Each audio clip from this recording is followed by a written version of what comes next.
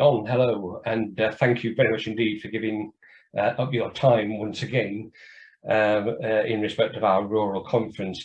For our delegates, I should say that we are recording this on what is the 19th of August, and so it is obviously before the conference, but also before we know the next Prime Minister or anything to do with the shape of government and cabinet. So let's get that one out of the way first. Don, the theme of our conference is around reducing inequalities in rural areas and fundamentally important for us, improving opportunities. I wonder what thoughts you might have for delegates on the conference around those particular areas. Well, can I start, Graham, by saying a huge thank you to you for all the work you've done in this area and for all the support you've given to me personally, not least when I was chairing the Rural Economy Select Committee. And I wish you well in your retirement, and very best wishes to Kerry, who will take over from you. But I also begin with huge disappointment, because that select committee back in 2019 was very clear. We wanted there to be a rural strategy along the lines of the then industrial strategy.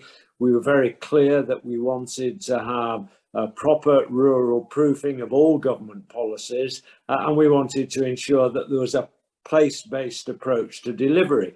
And frankly, in all of those areas, there's been failure, and by the current government. And I suspect, having listened to the two candidates as currently for the next Prime Minister of this country, there's no evidence that they're going to take these issues seriously any more than the previous leadership of the government has done in the past. So in terms of what I would like to see is, I'd like to see the introduction of those very policies that I've talked about. And as a good starting point, it would be fantastic, would it not, if we could tear up the Levelling Up white paper, start again, and make sure that it was properly rural proofed to ensure that the rural communities across England can get a better deal than they're currently getting.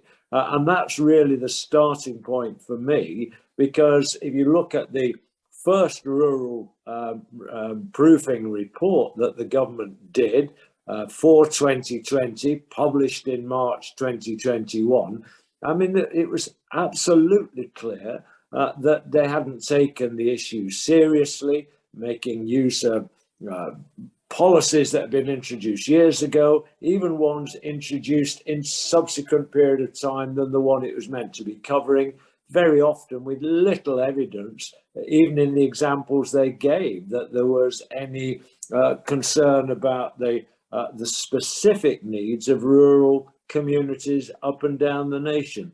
So proper rural proofing will be a really good start, and rural proofing of a levelling up agenda, which clearly the current policies are not doing. Yeah, thank you for that. I just wonder, in terms of the levelling up agenda, obviously we've got a white paper, we have a bill. There is much in the white paper which is not in the bill. The bill throughout is saying, as bills tend to these days, you and I are old enough to remember the days when they were give you an idea of what was actually coming. But the bill says the Secretary of State may by order, may by regulation, may by whatever.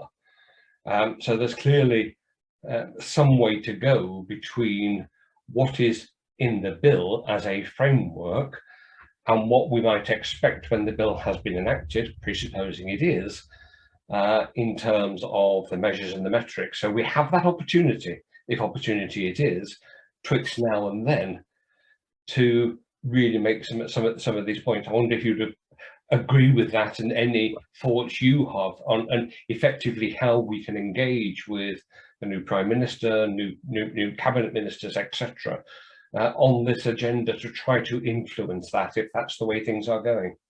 Well, I think there are two things. The first is, we have been promised that the second rural proofing report is due to be published at any time. And I'm hoping it will be better than the first, but secondly, that within it, there will be examples that we can make use of in discussion around the bill that will come forward to illustrate the areas where much more is needed, whether it be on getting a fairer funding deal, whether it be in terms of looking at some of the specific issues of housing and transport, the internet capability and so on.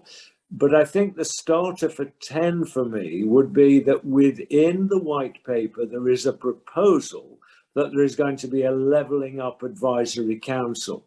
Now, the powers of that council, I think we need to look at very carefully, but much more importantly, we need to be putting down clear markers as to what should be the responsibilities of that advisory council in respect of looking very specifically at the rural agenda, if we can call it that. I mean, you know, when you think that we've got a situation where we've got that, roughly speaking, 17–18% of the population living in rural areas who are actually getting less money from local government for services, yet paying higher council tax and getting poorer services, when there's less money per head going into things like transport, healthcare, policing and so on. Everybody knows the figures.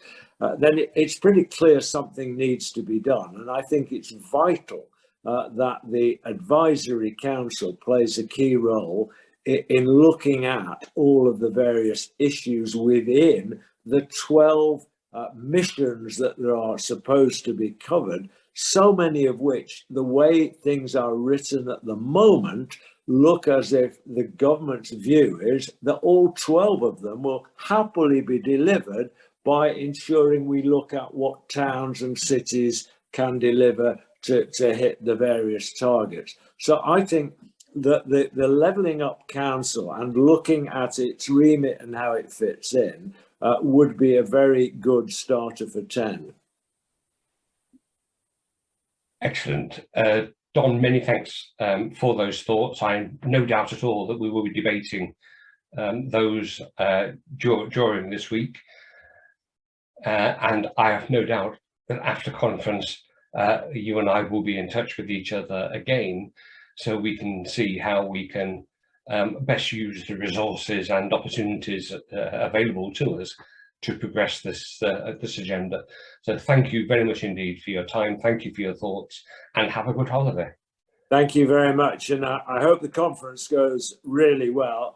And just if I can say to delegates at the conference, just because I chaired a committee 3 years ago doesn't mean to say I've given up. And you'll perhaps be pleased to know, Graham, that I've already got a bid into what's called the liaison committee to say, given the failure of the government to deliver on any of the key things that we wanted back in 2019, I want to re-establish that committee and have another bash at it. And we can do that alongside some of the legislative stuff going through in terms of the levelling up agenda. So I haven't given up. I know that delegates haven't given up, and I know despite your retirement, you won't be giving up either. So again, Graham, thank you very much indeed.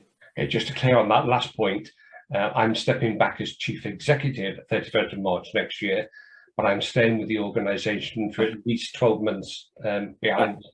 And I'm well aware, and you'll be behind the scenes for many years to come in whatever capacity you have.